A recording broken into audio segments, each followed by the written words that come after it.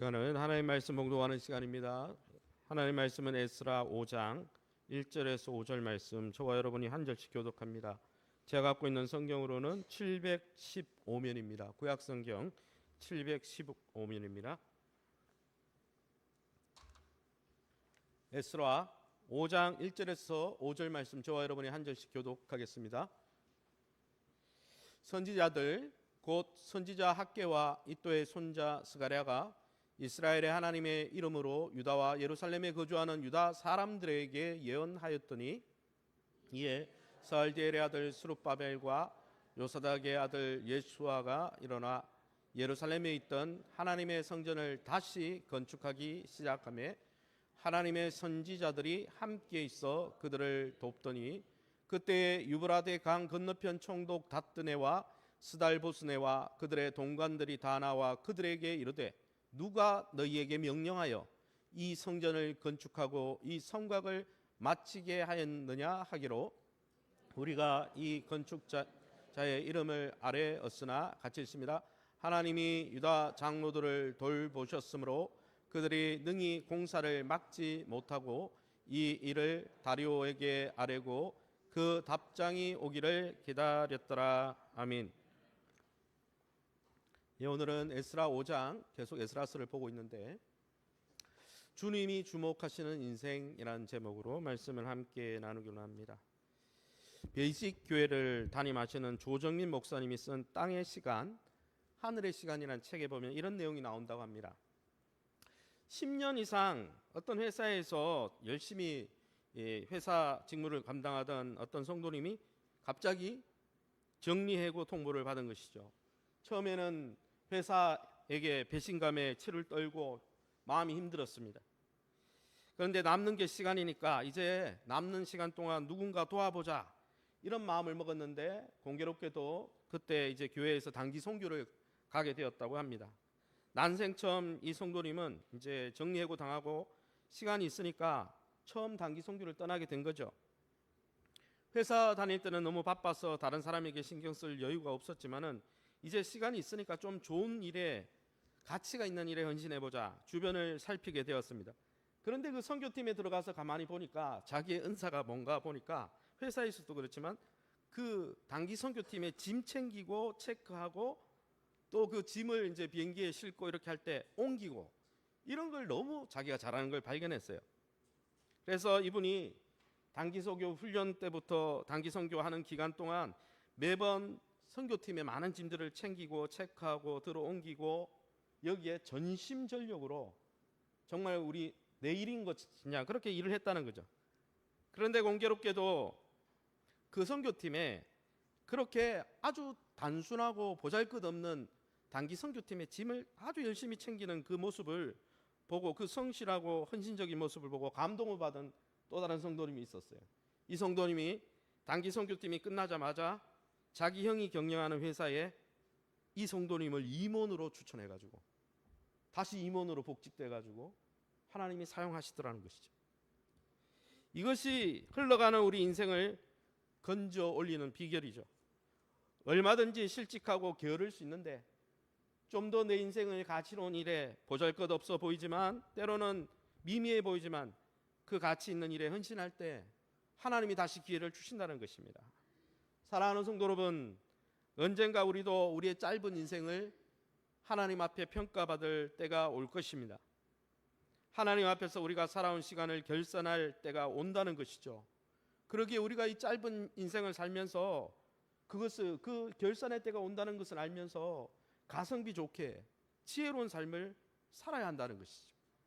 그러기에 저와 여러분이 마지막 날 주님이 평가하실 때 우리의 삶을, 이 땅의 삶을 평가하시며 하늘의 영광을 주실 때 참 잘했다 칭찬받고 지혜로운 인생 사시기를 예수 이름으로 축원합니다. 그러면 이 짧은 인생 살면서, 너무 짧잖아요, 어떻게 지혜롭게 살 수 있을까요? 첫 번째는, 오늘 본문이 알려주는 첫 번째는 만유의 주제 대신, 온 우주와 역사의 주인 대신 하나님이 주목하시는, 하나님이 시선에 머무는 그곳에 우리의 인생을 투자할 때 정말 지혜롭게 살 수 있다라는 것입니다. 할렐루야. 오늘 성경, 그러면 이 오늘 본문에 하나님이 주목하시는 인생으로 살아야 되는데, 그러면 하나님은 어떤 데 시선이 머물고 계실까요? 오늘 성경 에스라 5장 5절을 제가 읽어보겠습니다. 하나님이 유다 장로들을 돌보셨으므로, 돌보다 케어하다 이렇게 보이지만 사실 번역이 좀 잘못된 것이죠. 5절에 돌보다라는 이 표현은 히브리어로 아인은 눈이란 뜻입니다. 여기에서 동사가 인이라는 동사가 왔는데, 이 본문에 정확하게 해석하면 하나님이 자세히 주목해 보셨다, 이게 원문의 의미입니다. 돌보다는 뜻보다. 그래서 MSG가 무슨 성경이면 The Message라는 유진 피터슨이 번역한 성경을 읽어보면 이렇게 되어 있습니다. God had his eye on the leaders of Jew, 이렇게 되어 있어요. 하나님의 시선이 그 유대 장로들과 지도자들에게 멈췄다는 거예요. 머물렀다는 거예요. 왜 하나님께서 유대 장로들에게 시선이 멈추었을까요? 어떻게 유대 지도자들은 하나님의 관심을 한 몸에 받게 되었을까요? 하나님이 두루 살피사 볼 일이 많을 텐데 왜 그들을 주목하여 지켜보고 계십니까? 무엇을 했길래요, 그들이? 오늘 에스라 5장 3절에서 5절 말씀에 그 비결이 나옵니다. 밑줄 친 부분을 우리가 함께 읽어보겠습니다. 누가 너희에게 명령하여 이 성전을 건축하고 이 성곽을 마치게 하였느냐? 하나님이 유다 장로들을 돌보셨으므로 그들이 능히 공사를 막지 못하고. 아멘.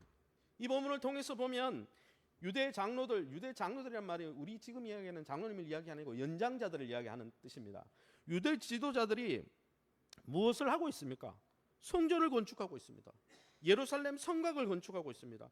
그 공사를 능히 막지 못했다는 이야기는 그 성전을 재건하고 예루살렘 성곽을 재건하고 그렇게 하는 일에 헌신할 때 하나님이 그들을 주목해서 보더라는 거예요. 그러면 목사님, 예루살렘에 가서 지금 거기 가서 성전 지어야 됩니까? 예루살렘의 성곽 통곡에 가가지고 여기서 거기 옆에서 공구리를 치고 미장공하고 이렇게 성벽 재건해야 됩니까? 그 말이 아니죠.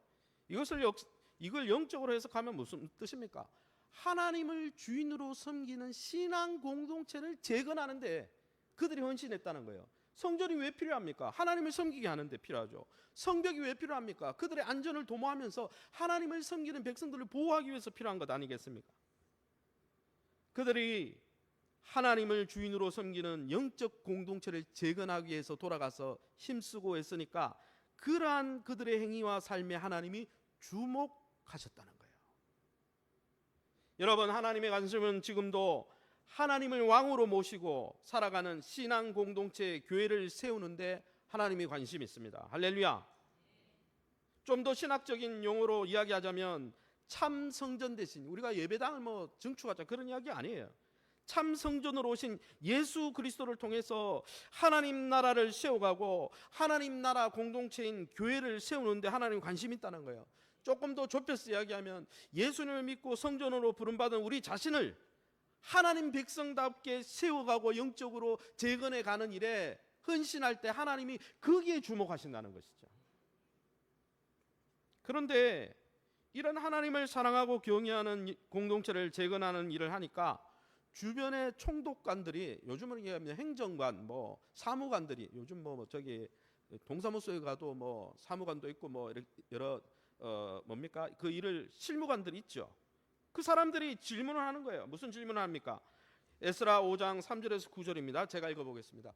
누가 너희에게 명령하여 이 성전을 건축하고 이 성곽을 마치게 하였느냐? 그리고 그들의 편지에도 똑같은 말이 나옵니다. 누가 너희에게 명령하여 이 성전을 건축하고 이 성곽을 마치라고 하였느냐? 강 건너편, 유브라데 건너편, 즉 어떻게 보면 유다 지역을 다스리던 이 총독들이요, 황제의 명을 받아 집행하는 총독들이 누가 너희에게 명해가지고 누구의 권위로 누구의 이름으로 신앙공동체 왜 세우냐? 무슨 권세와 권위로 예수님이 성전에 가서 성전을 정화하고 깨끗하게 하고 그래서 이 성전을 새롭게 하려고 할 때 누가, 당신은 무슨 권위로 일을 하냐고 대제사장들이 물은 것처럼 영적 공동체를 재건하려고 할 때 누가 그걸 명했냐는 거예요. 무슨 권위로 그 일을 하냐고 물었습니다. 물론 우리는 이 성경을 통해서, 에스라 성경을 통해, 역사 고증을 통해 페르시아 고레스 왕이 그걸 허락했어요. 그래서 고레스 왕이 권위로 하는 거죠, 표면적으로는. 또 1절에 읽어보면 이 성전이 중단되었는데 학개 스가랴 선지자가 권면해가지고 이 일을 시작했거든요. 선지자들 때문에 일을 시작한 거죠, 표면적으로는. 또 2절에 읽어보면 유다 총독 스룹바벨과 제사장 예수아가 이 일을 주도했다는 걸 알 수 있습니다. 그런 공동체에 있는 지도자들이 표면적으로는 이 성전 재건을 주도했습니다. 페르시아 왕이, 선지자들이, 또 공동체 지도자들이 이 일을 주도했죠.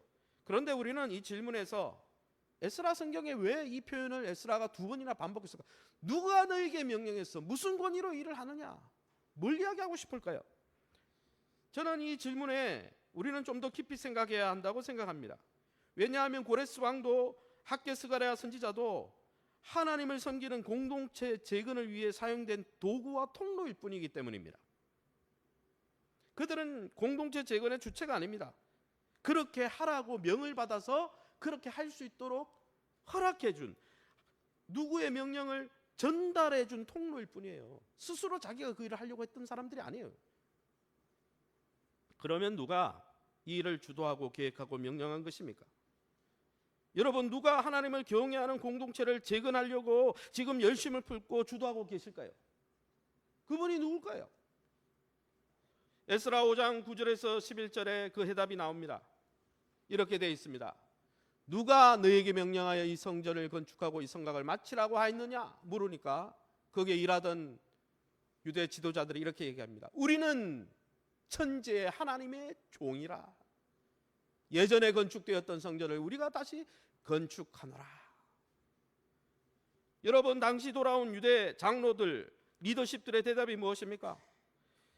왜 그들은 이 영적인 하나님을 경외하는 공동체를 재건하려고 왜 힘쓰고 있습니까? 그들이 천지의 하나님, 천지를 지으신 하나님의 종이기 때문에, 다른 말로 하면 그들의 주인 되신 천지를 지으신 하나님이 이 영적 공동체가 재건되기를 원하시기 때문이에요. 그 명을 받아 한다는 거죠. 그런데 여러분, 하나님이 이 공동체를 재건하기를 원하는데 사실은 엄밀하게 따지면 예루살렘 성전이 왜 부서졌습니까? 예루살렘 성이 왜 부서졌습니까? 예루살렘 성이 페르시아가 아니라 이 바벨론의 느부갓네살에 의해서 부서진 것도 하나님이 영적인 공동체를 재건하고 싶은데, 예전에 예루살렘 성전을 짓고 제사하던 자들이, 왕들이 어떻게 했습니까? 경건의 모양은 있지만 경건의 능력 없이 하나님을 섬긴다고 말만 주여 주여 하지만 실제로는 돈을 섬기고, 실제로는 탐심을 섬기고, 실제로는 우상을 섬기고, 그러니까 하나님이 확 허물어 버린 거잖아요. 하나님이 허물어 버린 거잖아요.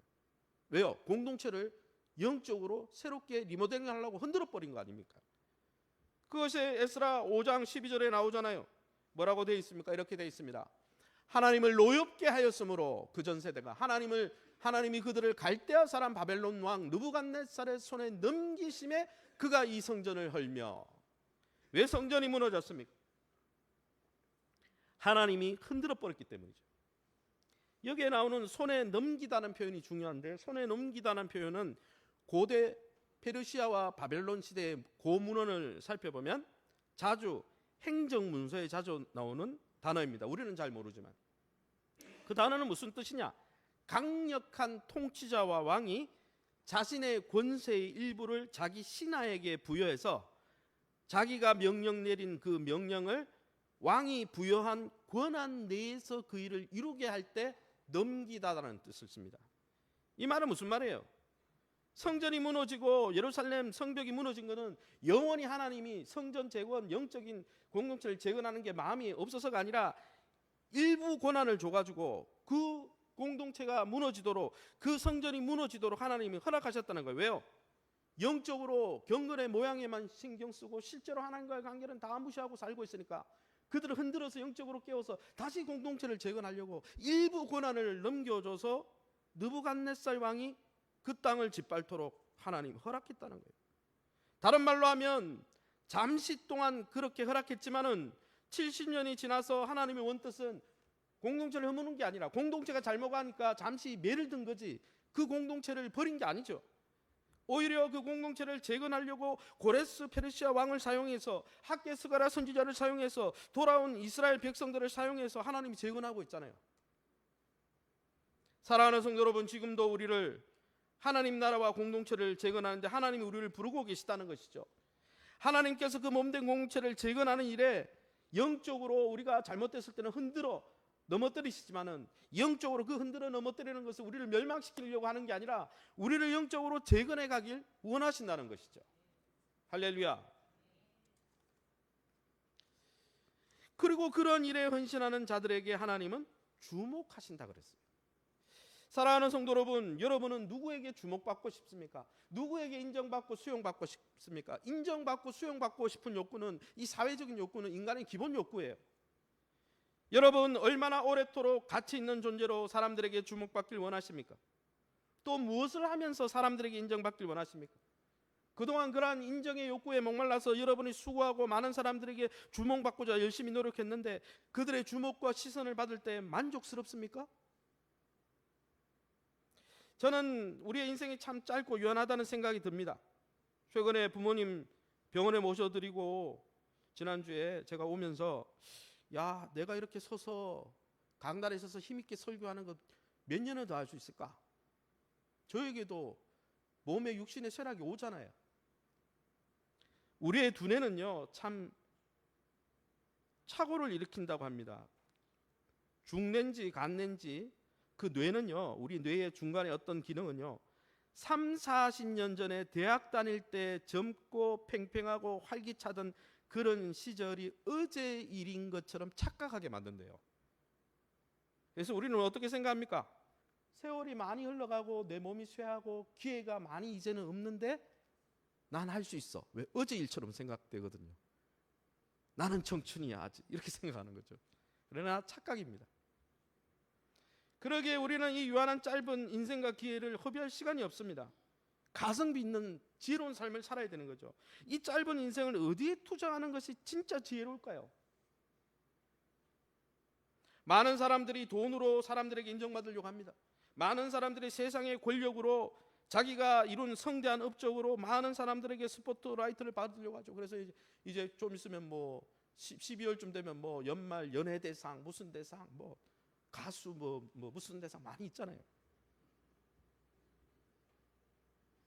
주변 사람들에게 수많은 수용받고 사랑받고 싶어하죠. 그런데 여러분, 그런 짧은 스포트라이트를 받고 박수 갈채를 받으면 우리 마음이 흡족하고 영원히 목마르지 않을까요? 저는 잘 모르겠습니다. 심지어 우리의 가까운 가족에게도 때로는 마음을 얻지 못할 때가 얼마나 많습니까? 같이 살아도 인정받지 못하고 우리가 같이 몸을 맞대고 살아도 그 인정받음으로 인해서 우리가 다 만족하는 건 아니잖아요. 그런데 우리는 언제든 다시 많이 할 수 있다고 우리의 뇌가 그러죠. 너 지난날 30년 40년 전에 어제 일이야 기회가 계속 있어 이렇게 생각하게 만듭니다. 그러면서 우리는 착각합니다. 짧은 인생을 살고 유한한 기회밖에 없는데 다시 기회가 있을 것처럼 내 삶을 완전히 만족시켜 주지도 못하는데 신기루 같은 세상의 영광과 명예와 허상을 쫓아서 그냥 세월을 허송세월해요. 사랑하는 성도 여러분, 정말 우리를 완전히 수용해주고 인정해줄 분이 누구일까요? 여러분의 배우자입니까? 여러분의 친구들일까요? 그들의 인정을 마음껏 받으면 우리의 인생이 참 행복할까요? 여러분, 우리의 인생의 가치를 소중하게 다뤄줄 분이 누구이겠습니까? 온 우주와 역사의 주관 되신 하나님께 인정받고 주목받는 것이 이 짧은 인생을 살면서 정말 가치가 없는 일일까요? 횃불의 성도 여러분, 온 우주와 역사의 주 되신 하나님과 하나님의 나라를 사모하는 것은 영원토록 가치가 있는 일입니다. 할렐루야. 그 나라 백성으로 우리 자신을 세상 백성이 아니라 그 나라 백성으로 내 자신을 하나님 백성으로 세우고 양육하고 세워가는 것은 가성비 좋은 인생을 사는 겁니다. 할렐루야. 왜 그런지 아십니까? 하나님이 하나님 나라를 세우고 하나님의 백성을 세우는데 관심이 있기 때문이에요. 성부 하나님이 그 일을 창세전에 계획하셨다고 말씀하셨고, 성자 예수님이 그 일을 위해서 자기 몸을 십자가 위에 내던지셨고, 성령이 우리 가운데 오셔서 지금도 그 일을 이루기 위해서, 교회를 통해 그 일을 위해서 우리를 사용하시기 때문이에요. 그리고 그 일에 헌신하고 예수님 안에 갈 때 우리는 진짜 하나님의 사랑과 수용과 인정을 풍성히 경험할 수 있어요. 할렐루야. 하나님의 인정과 시선이 머무를 때요, 진짜 행복한 겁니다. 그러기에 늘 하나님과 하나님의 나라, 또 하나님의 백성으로 우리 자신을 세워가는 일이 정말 영적으로 가치 있는 일이구나, 그것을 확신하시기 바랍니다. 더불어 그 나라 백성다운 삶을 살면서 그런 공동체를 세워가는 일에 우리의 인생의 우선순위와 물질과 우리의 시간을 들이면서 하나님의 시선과 스포트라이트를 받는 복된 인생 사시기를 예수님의 이름으로 축원합니다.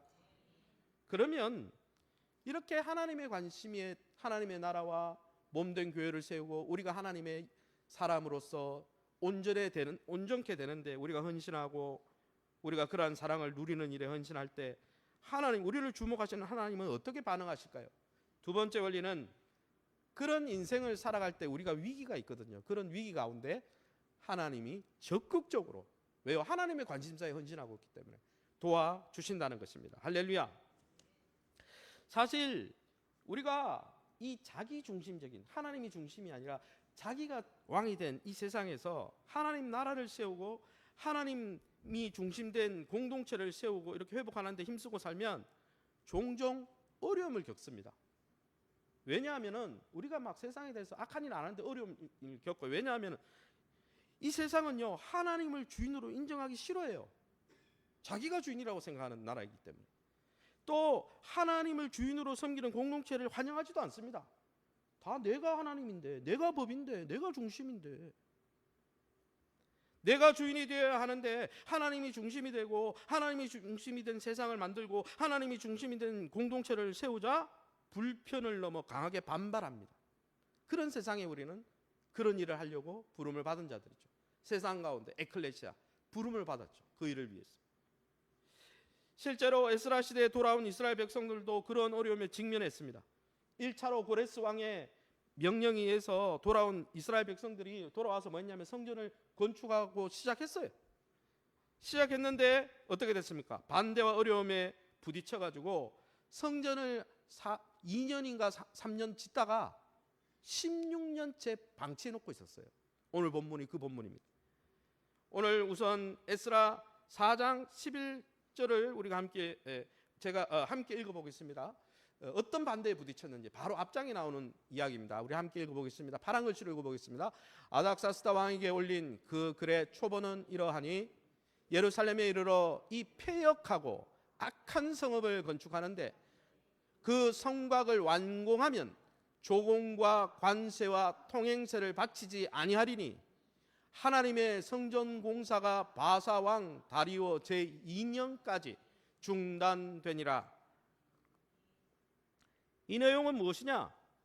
돌아가서 성전을 지었는데 2-3년 정도 짓다가 반대에 부딪혔는데 그들이 민원을 넣었어요. 반대하는 사람 민원을 넣어가지고 뭐라고 험담했냐면, 이 예루살렘 지으면 이거는 폐역하려고, 반역하려고 짓는 거다, 쿠데타를 일으키려고 짓는 거다, 그런 의도로 짓는 게 아닌데, 그죠? 그리고 이 성곽을 완성하고 성전이 완성되면 절대 세금 안 내고 자기 독립하려고 할 거다, 쿠데타 일으킬 거다, 그러니까 막아야 된다. 그래가지고 실제로 어떤 영이 떨어졌냐면 아닥사스 왕 때 성전 짓지 마라, 명이 떨어졌어요. 떨어져가지고 몇 년 동안 방치됐습니까? 16년 동안. 을왕리에 가면은 100년 넘은 교회에서 성전 재건하다가 뭐 여러 이유로 카페로 넘어갔잖아요. 그 안에 들어가 보면, 저도 카페 가봤는데 성전이 여기 벽이 이렇게 올라가다가 말았어요. 그 흔적이 그대로 남아있어요. 고레스 칙령 선포로 고국으로 돌아갔습니다. 20년 전의 이야기죠. 이 본문으로 보면 20년 전에 돌아왔어요. 돌아와가지고 돌아간 4년 만에 뭡니까? 4년 동안 이제 성전을 건축하려고 으쌰으쌰 했는데 4년 만에 이방인들과 주변 사람들의 민원과 방해로요 성전 건축이 중단됩니다. 16년 동안 방치됐어요. 16년 동안 어떤 건물 아파트 짓다가 여러분 16년 반치하면 어떻게 되는지 아세요? 우범지역돼요. 막 잡초가 우성하고요. 그게 집인지도 몰라요. 성전이 그렇게 방치되어 있었다는 것이죠. 분명히 하나님의 역사로 페르시아의 대왕인 고레스가 명한 일임에도 합법적인 일이죠. 고레스가 명했는데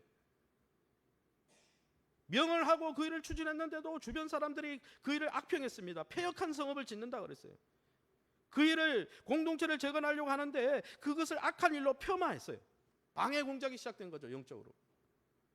이처럼 하나님 나라와 교회 공동체를 재건하고 영적 공동체를 재건하고 우리를 하나님의 사람으로 온전케 세우려고 그 일에 헌신하고 열심을 품으면요 영적으로 방해하는 세력이 교회 안팎으로 나타나는 거예요. 영적 공동체를 재건하는 분위기를 꺾어버리죠. 찬물을 확 부어버려요. 16년 동안 방치됐으면 아파트 올라가다가 한 5년만 방치돼도 어떻게 됩니까? 그런 건물 주변에 아무도 안 가요. 범죄자 소굴되잖아요. 그런데 여러분 이러한 흐름은 오늘 16년이 지나고 오늘 본문에 다시 재개를 하거든요. 재개하고 나서도 그러면 재개하고 나서 학개 스가랴 선지자를 통해서 하나님이 다시 지으라 그래서 짓기 시작합니다. 오늘 본문에 짓고 나면은 그러면 반대가 없느냐? 지금 짓고 있는데 새로 다시 짓기 시작했는데 또 반대가 있어요. 그러니까 복음과 함께 고난을 받으라고 하는 이유는 뭐냐면 복음을 전하고 우리가 복음대로 살려고 그러고 하나님의 말씀대로 하나님 나라를 세우고 하나님의 공동체 세우려고 그러면 반대가 항상 있기 때문에 복음을 섬기고 복음에 헌신하는 자들은 사도 바울의 고백처럼 복음과 함께 고난을 각오해야 되는 거죠. 반대를 각오해야 되는 거죠. 어떻게 되었습니까? 에스라 5장 3절 6절 이렇게 되어 있습니다. 그때 유브라데 강 건너편 총독 다뜨네와 스달보스네와 그들의 동관들이 다 나와 누가 너에게 명령해서 이 성전을 건축하고 성곽을 마치게 하느냐? 이거 무슨 의도로 할까요? 하지 말라는 거죠. 6절 하반절에 다리오 왕에게 올린 글의 초본은 이러하니라. 또 글을 올린 거죠. 막으려고. 20년 전에 이 총독들은 20년 전에 고레스 왕이 내린 성전 건축 공인서를 몰랐을 겁니다. 그러니까 이 이야기 하는 거죠. 누가 명령했냐고. 무엇에 근거해서 지금 공적 자금을 사용해가 성전 재건을 하냐. 공적 자금을 쓴 거 맞거든요. 페르시아의 돈을 썼으니까. 그리고 왕에게 민원을 넣습니다. 성전 재건에 힘쓰던 자들이 가슴이 철렁 내려앉았을 거예요. 왜요? 또 방해가 시작되네. 그런데 어떻습니까? 하나님의 관심사에 인생을 드리고 공동체를 재건하고 하나님 나라를 세워가려고 이렇게 열심을 품은 자들이 위기를 또 당하자 하나님이 가만히 계십니까? 하늘의 하나님이 어떻게 그 일에 대해서 대응하십니까? 먼저 첫 번째로 하나님의 선지자들 통해서 공동체를 재건할 수 있도록 격려하시고 위로하시고 공동체를 만지시고 움직이시더라는 거예요. 할렐루야. 에스라 5장 1, 2절 말씀에 뭐라고 되어 있습니까? 곧 선지자 학개와 이또의 손자 스가랴가 이스라엘 하나님의 이름으로 유다 사람들에게 예언을 하는데 그 지도자인 유다 총독 스룹바벨과 또 대제사장이던 예수아가 일어나서 거기에 감동을 받아가지고 낙심했던 16년 동안 방해 공작이 있었으니까 여러분 지도자들도 기가 꺾이죠. 포기하고 있었죠. 그 지도자들이 다시 위로를 받고 격려를 받아서 일어나가지고 어떻게 했습니까? 2절 하반절에 다시 성전을 건축하기 시작하며 어떻게 이 건축을 다시 할 수 있었습니까? 하나님의 선지자들이 함께 있어 그들을 도왔기 때문이라는 거예요. 하나님이 선지자를 통해서 위로하시고 격려하시고 격려자들을 보내고 위로자들을 보내서 하나님 도와주신다는 거예요. 하나님은 지금도 그의 나라와 그의 몸된 공동체를 세워가는 일에 하나님의 말씀을 보내서 위로해 주십니다. 말씀 사역자들을 통해서 위로하시고 격려하시고 낙심하지 마라. 영적으로 일어나라. 그 일에 헌신하고 다시 부흥을 사모해라. 말씀하시는 거죠. 지금도 주신 성경 말씀을 통해 세우신 목회자들 통해 하나님 그 일을 하고 계세요. 에베소서 4장 11, 12절과 디모데 3장 16, 17절에 보면 성경을 주신 이유도 주님의 몸된 교회를 세우기 위함이고 성도를 세우기 위함이고 목회자들을 주신 이유도 성도들을 하나님의 백성으로 세우고 공동체를 재건하기 위함이라고 말씀하고 있지 않나? 하나님 지금도 말씀하고 계세요. 그 일에 헌신하자. 두 번째는 어떻게 이야기합니까? 성전 재개할 때 의문을 표시하고 약간 반대 의사를 표시하던 강 건너편 총독들의 마음을 움직이셨습니다. 어떻게 움직였습니까? 험담과 회방을 일삼지 않도록 그 성전 건축을 자기 객관에서 바라보도록, 자기 주관화에 빠진 사람들 어떻습니까? 아니야, 잘못된 거야. 옛날에 사장에는 어땠습니까? 악한 성금을 세우는 거야. 하지도 않을 조공 뭐 바치는데 조공도 안 드릴 거고 쿠데타를 일으키고 만약 소설을 쓰고 있어요, 진짜. 그런데 하나님이 역사하니까 이 여기에 있는 총독들은 어떤 마음을 먹었냐면 객관적으로, 막 그런 편견을 가지고 본 게 아니고 객관적으로 보더라는 거예요. 어떻게 보았습니까? 에스라 5장 5절에서 17절 말씀 제가 읽어보겠습니다. 다뜨네와 그의 부하들은 다리오 왕에게 이제 민원을 넣어서 보고하는데 왕의 답장을 받을 때까지 성전 짓는 일을 막지 않았다는 거예요. 내버려 뒀다는 거예요. 그리고 그 조문에 보면 왕이시여 괜찮으시다면 한번 조사해 보십시오. 고레스 왕이 정말로 예루살렘에 이 성전을 다시 지으라고 명령을 내렸는지 알아보시고 저에게 알려주십시오. 옛날에는 짓는 것 자체가 통행세, 관세 안 낼 거고 쿠데타 이렇게 거고 이렇게 막 폄하했는데 이 사람들은 어떻게 했냐면 객관적으로 그들이 이렇게 주장하는데 정말 근거가 있는지 보시고 그 근거가 있다면 우리가 도와야 되니까 알아봐 주세요. 객관적으로 이 문제를 보잖아요. 하나님이 역사하신 거죠. 하나님이 그들의 눈을 편견과 해방으로 일관되지 않도록, 적대적으로 그 문제를 바라보지 않도록 객관에서 팩트만 체크하도록 정말 그런 공인서가 있는지 확인해 달라고. 그리고 심지어 그 성경을 읽어보면 그 민원 넣는 그 편지에 유다 백성들은 이렇게 주장하는데 라고 말하면서 유다 백성들의 의견까지 대변해 줍니다. 객관적이죠. 왜 이런 일이 일어납니까? 총독들의 마음을 하나님이 만지니까, 하나님이 그들의 마음을 일깨우니까 그들이 반대가 아니라 중립적으로 성전 건축을 중단하지 않고 중립적으로 바라보고 실제로 합리적으로 문제를 해결하게 하나님이 역사하시더라는 거예요. 반대 세력이 반대 못하도록. 세 번째는 어떻습니까? 이 서신을 받은 총독들의 서신을 받은 다리오 왕이 어떤 편지를 회답을 합니까? 6장에 이 이야기가 나오는데 6장을 우리 함께 읽어보겠습니다. 6장 밑줄 친 부분 읽겠습니다. 이에 다리오 왕이 조서를 내려 문서 창고 곧 바벨론에 보물을 쌓아둔 보물 정각에서 조사하게 하여 앙메다 궁성에서 한 두루마리를 찾았으니, 고레스의 문서입니다. 7절 생략했어요. 하나님의 성전 공사를 막지 말고 하나님의 이 성전을 제자리에 건축하게 하라. 다리오 왕이 명령 내린 거예요. 문서 보고. 그다음에 읽읍시다. 뒷부분 8절. 왕의 재산 곧 유브라 대강 건너편에서 거둔 세금 중에서 그 경비를 이 사람들에게 끊임없이 주어 그들로 성전 건축을 멈추지 않게 하라. 그리고 왕이 도장을 확 찍은 거예요. 그거 보니까 우리 선조 때 왕이 진짜 그렇게 했네. 도장 확 찍어준 거예요. 하나님이요, 거기에 낙심해 있는 사람들을 선지자를 통해서 격려하시고 또 반대하려고 하는 그 행전 사무관들의 마음을 변화시켜서 그것을 객관적으로 중립적으로 보게 하시고 보고하게 하시고, 결국은 왕의 마음을 움직이셔가지고, 왕의 마음은 여러분 보의 본물과 같아서 잠언 성경에 보면 왕의 마음은 하나님의 손안에 있다 그랬잖아요. 결국 어떻게 합니까? 세금 거둔 거 가지고 성전 지어요. 공적 자금을 가지고 성전 리모델링 하더라는 거예요. 하나님이 하고 싶으니까 동원하는 거예요. 하나님이 하고 싶으면. 할렐루야.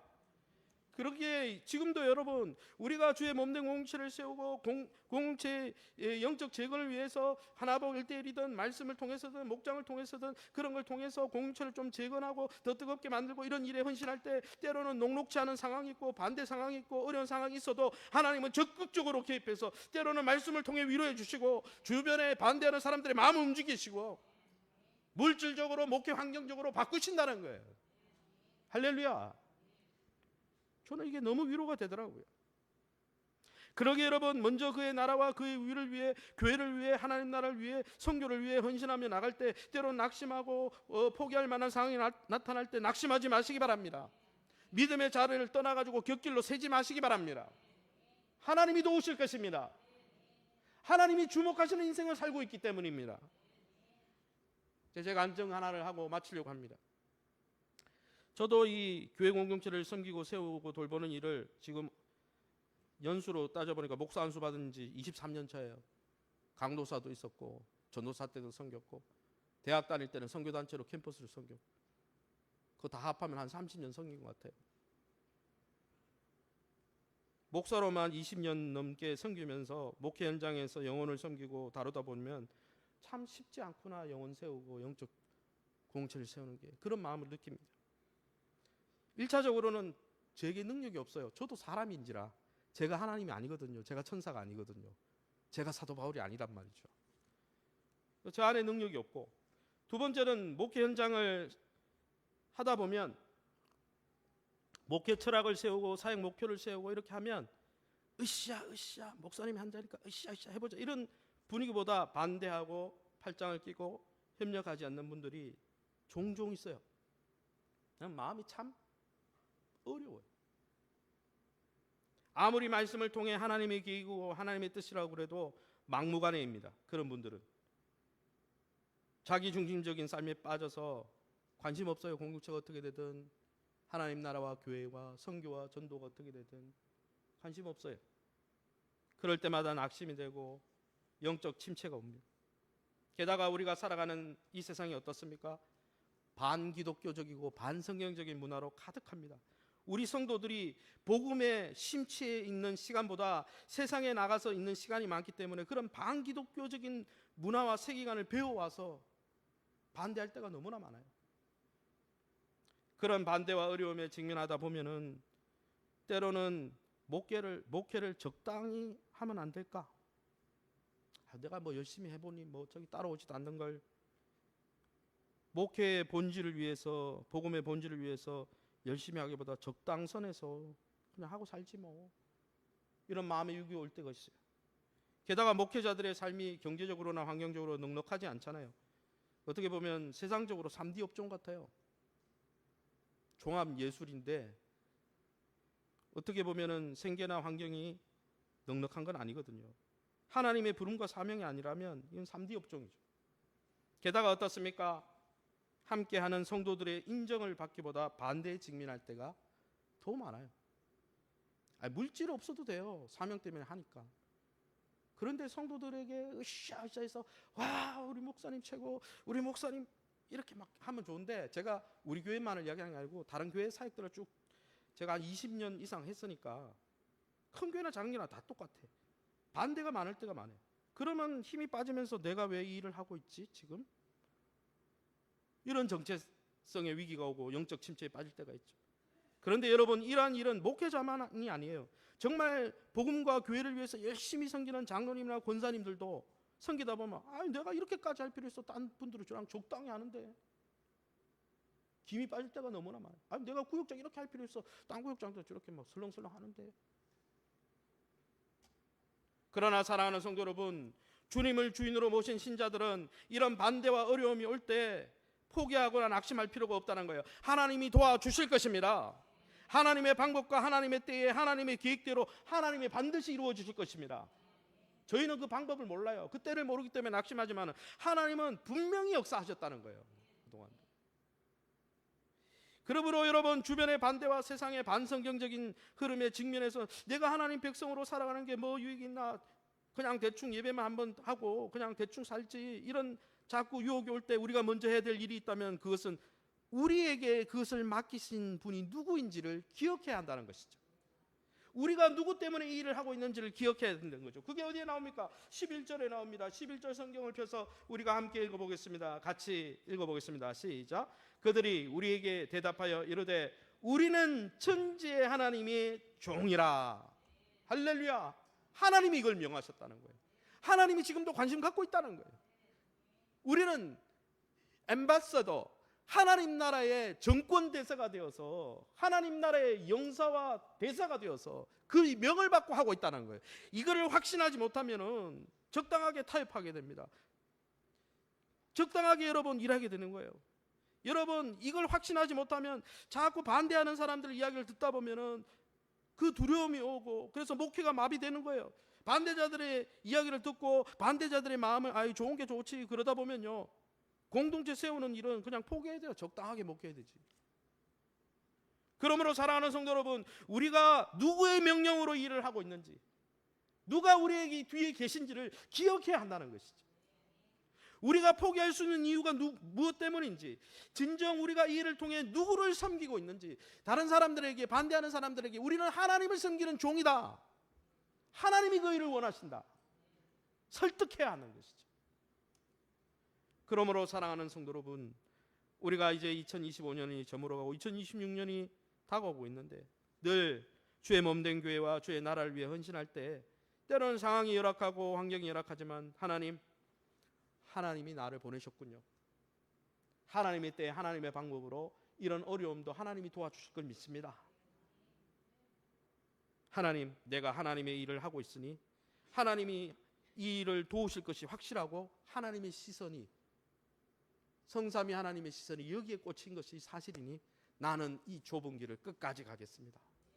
사람들의 인정이 있든 세상의 스포트라이트가 있든 환경이 열악하든 좋든 나는 이 길을 가겠습니다.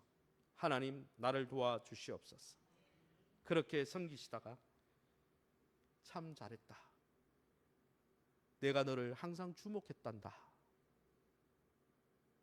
내 나라를 상속받으라 말씀하시는 주님의 음성 듣는, 그래서 짧은 인생을 가성비 있게 사는 저와 여러분 다 될 수 있기를 예수님 이름으로 축원합니다.